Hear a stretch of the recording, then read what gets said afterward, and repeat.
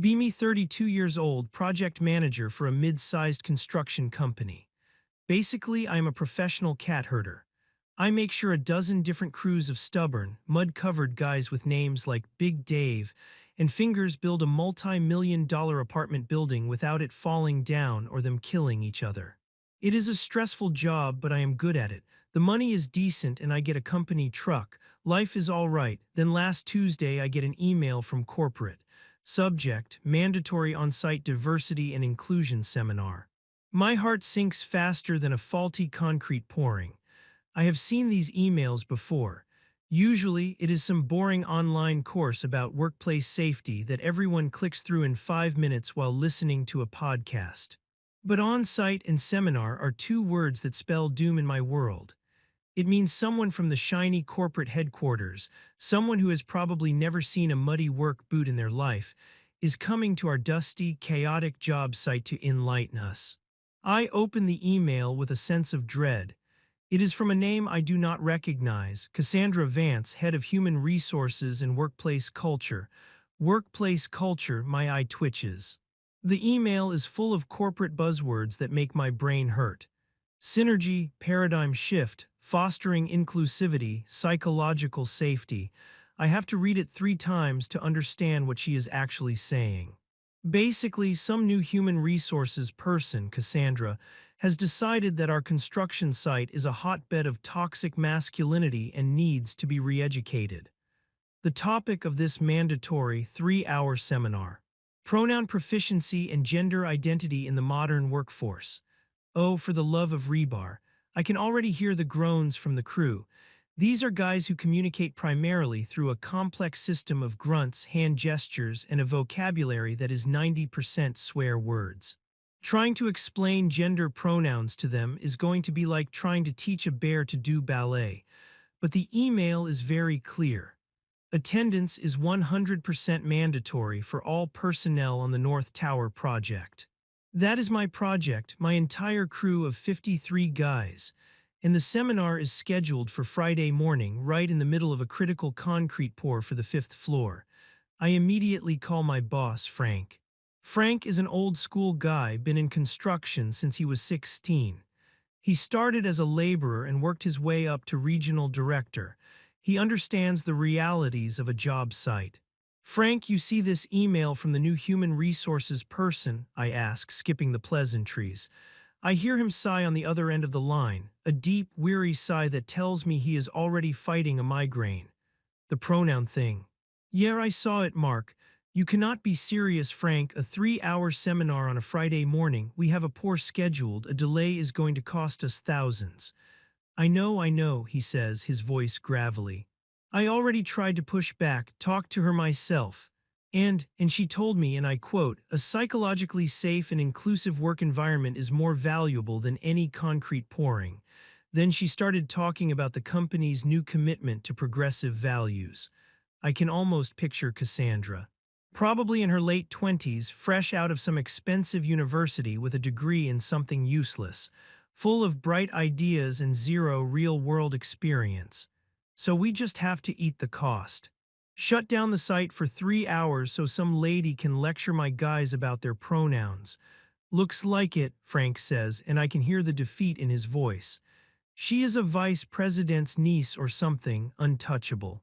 Just make it as painless as possible, Mark, and for God's sake tell your guys to behave. Behave, right. I hang up the phone and stare out my trailer window at the bustling construction site. My guys are out there working their tails off in the sun and the dirt. They are a rough bunch, no doubt about it, but they are good men. They are building a goddamn skyscraper with their bare hands. And now they have to stop everything to be lectured by someone who probably thinks a socket wrench is a musical instrument. This is going to be a disaster. I spend the next 2 days mentally preparing for the inevitable chaos. I break the news to my crew chiefs first. There is predictable grumbling and a lot of creative cursing. You are kidding me, boss, says Miguel, my framing foreman, a tough, wiry guy with a handlebar mustache that is a work of art. They are gonna teach us how to talk. Something like that, I say, trying to sound as neutral as possible. Just tell your guys to show up, keep their mouths shut, and it will be over before we know it. 3 hours is a long time to keep your mouth shut when you are being told you are a bad person for calling a guy man, grumbles Sergey, my concrete guy. He has a point. The day of the seminar arrives, a gray, overcast Friday that perfectly matches my mood. We shut down the site at 8:30 in the morning.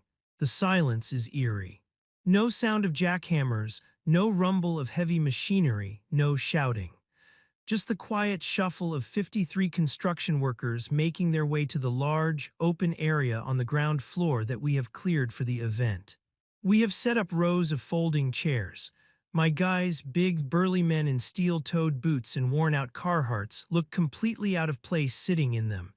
They look like a biker gang at a kindergarten recital.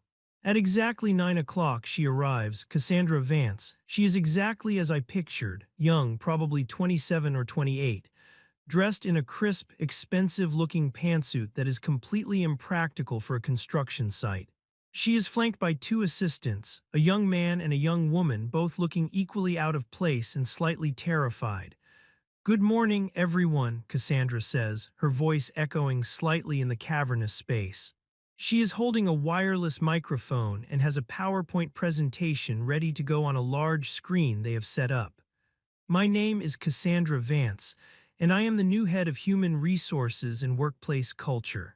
I am so excited to be here today to talk about something incredibly important, creating a more inclusive and respectful job site." A few of the guys exchange glances. I see Big Dave, a man who looks like he could wrestle a bear and win, subtly shake his head. I shoot him a warning look. Cassandra launches into her presentation. It is a blur of slides with pastel colors and corporate stock photos of smiling, diverse people in hard hats. She talks about microaggressions, unconscious bias, and the gender spectrum. The guys are mostly quiet, their faces blank. I cannot tell if they are listening or just daydreaming about being literally anywhere else. Then she gets to the main event, pronouns. "Now let's talk about personal pronouns," she says with a bright, enthusiastic smile. "Can anyone tell me what a pronoun is?" Silence. You could hear a pin drop. The only sound is the gentle hum of the generator powering her projector. Cassandra's smile falters for a fraction of a second. "Anyone?" she prompts. Finally, a hand goes up in the back. It is a young guy, a new apprentice named Kevin. He looks about 19. "Yeah," Cassandra says, pointing at him with the microphone. "Is it like when you are a professional noun?" Kevin asks, his voice cracking slightly. A few snickers ripple through the crowd. I bury my face in my hands. Cassandra's smile becomes a little more strained. "Not quite," she says, her voice a little tighter. "A pronoun is a word we use to refer to someone in place of their name. Like he or she." She clicks to the next slide, which shows a list of pronouns. He slash him, she slash her, they slash them. "It is crucial," Cassandra says, her voice regaining its corporate pep, "that we use the correct pronouns for our colleagues. It is a matter of basic respect." She then explains that we will all be going around the room, introducing ourselves and stating our preferred pronouns. This is the moment I have been dreading.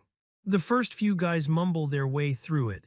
"Name's Mike, he slash him, Tony, he slash him, I guess." Then it is Big Dave's turn. He stands up, all 6'5" of him. He has a beard that looks like it could house a small family of birds. "Dave," he says, his voice a low rumble. He pauses, looking at Cassandra, then at the slide, then back at Cassandra. "My pronouns," he says slowly, a mischievous twinkle in his eye, "are big and daddy." The room erupts, not in laughter at first. It is more of a choked, suppressed sound, like 50 men trying desperately not to laugh and failing. Then the dam breaks. Loud, booming laughter echoes through the concrete shell of the building. Even I cannot help but crack a smile. Cassandra's face turns a shade of red I have never seen before. Her two assistants look like they want the ground to swallow them whole. "That is not appropriate," she says, her voice trembling slightly with anger. Big Dave just shrugs. "You asked." The seminar goes downhill from there. The guys are getting restless. They start asking questions, not malicious questions necessarily, just construction worker questions. "So if I see a guy who looks like a guy, I cannot just call him he?" asks a plumber named Sal. "I gotta stop and ask for his life story first. What if someone's pronouns are something I cannot pronounce? Asks another guy. Do I get fired? Cassandra is getting more and more flustered. Her carefully prepared presentation is no match for the blunt, practical logic of a group of men who work with their hands for a living. Finally, after what feels like an eternity, the 3 hours are up. Cassandra practically runs out of the building, her assistants trailing behind her like frightened puppies. The guys immediately get back to work, the incident seemingly forgotten, but I know better. The next morning, I get another email from Cassandra. The subject line is just one word: unacceptable. She writes a long, furious email about the hostile and unprofessional environment on my job site. She says the crew was disruptive, disrespectful, and openly mocking. She says Big Dave's comment was a form of verbal harassment. She ends the email by saying that she will be recommending that our company implement a much more intensive, full-day sensitivity training program to be held off-site, and that our project will be the first to undergo it. I feel a cold knot of dread in my stomach. This is escalating. But then at the bottom of the email there is a postscript. P.S. As per company policy, all attendees of yesterday's mandatory training will be compensated for their time at their standard hourly rate. Please submit a revised invoice for the additional labor costs. I stare at that sentence for a long time. An idea starts to form in my head, a crazy, stupid, probably career-ending idea. But it is also a brilliant idea. I pull up the payroll records for my crew. These guys are not cheap. They are skilled tradesmen. The average hourly rate for a journeyman on this site is around $65 an hour. For specialists like the crane operator or the master electricians, it is over 100. And then there are the foremen like Miguel and Sergey. And me, the project manager. My own billable rate to the client is $250 an hour. I spend the next hour with a calculator and a spreadsheet. 53 men, 3 hours of training. I calculate the exact, fully burdened cost of that 3-hour seminar. The number I come up with is staggering. It is just over $11,000 for 3 hours of a PowerPoint presentation that achieved absolutely nothing except annoying my crew and making Cassandra angry. I attach my meticulously detailed spreadsheet to a new email. I send it to Cassandra and I copy Frank and Frank's boss, the vice president of operations. And just for good measure, I also copy the chief financial officer. Subject: revised invoice for mandatory training North Tower project.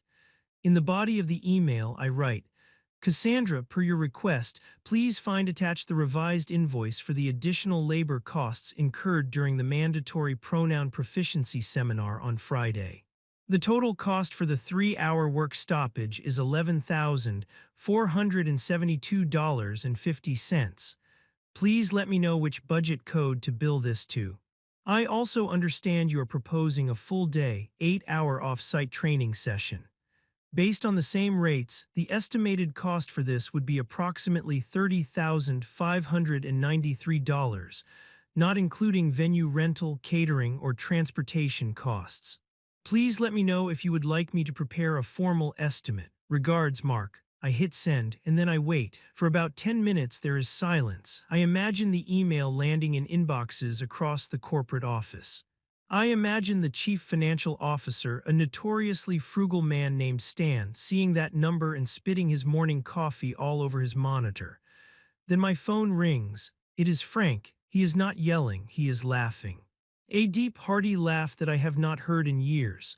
Mark, you beautiful, crazy son of a gun, he says, still chuckling. You have no idea what you have just done.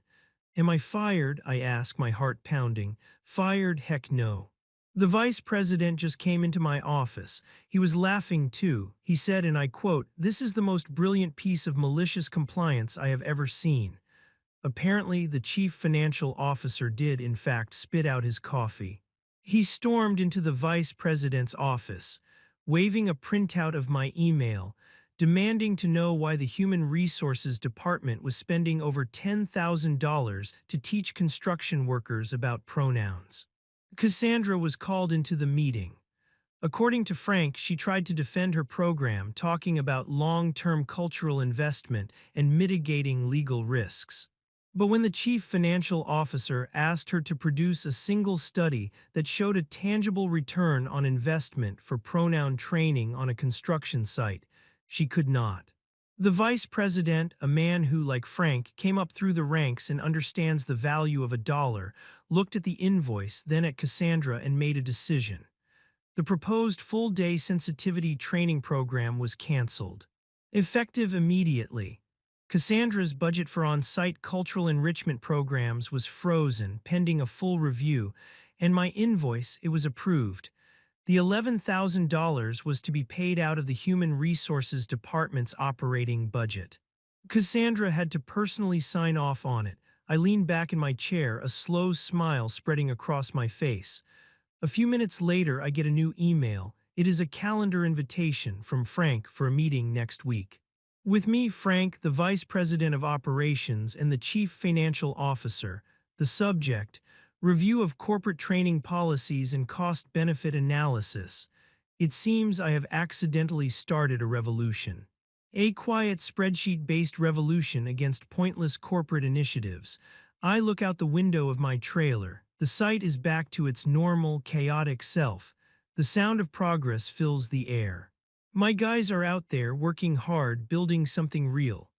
And for the first time in a long time, I feel a sense of hope that maybe, just maybe, the common sense of the guys on the ground can still win out against the nonsense from the top. And the best part, the next day Big Dave walks up to me, a grin on his face. "Hey boss," he says, "I heard we got paid for that meeting yesterday." "Yeah, you did," I say. "So," he says, stroking his magnificent beard. "When is the next training session?" I just laugh and shake my head. Some things never change, and honestly, I would not have it any other way.